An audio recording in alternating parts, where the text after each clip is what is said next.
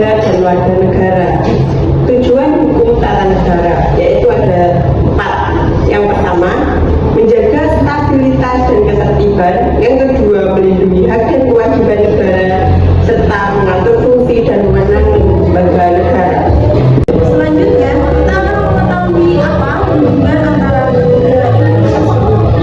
Jadi, ilmu kewarganegaraan, ilmu politik, dan buku tata negara itu saling berkaitan erat dan saling mempengaruhi satu sama lain.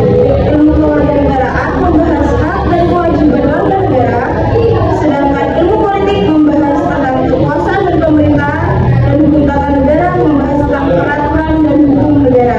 Ketiga bidang ilmu ini berinteraksi dan mempengaruhi partisipasi politik, kebijakan politik, dan kehidupan negara. Setelah mengetahui definisi dan hubungan antara ketiga ilmu yang sudah dijelaskan sebelumnya, perlu kita ketahui betapa pentingnya mahasiswa memahami ketiga ilmu tersebut.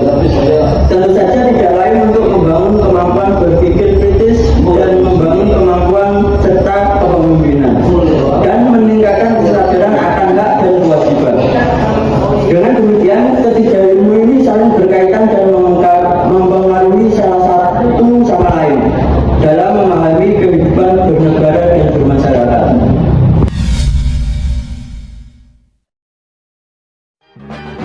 One is the loneliest number that you'll ever do.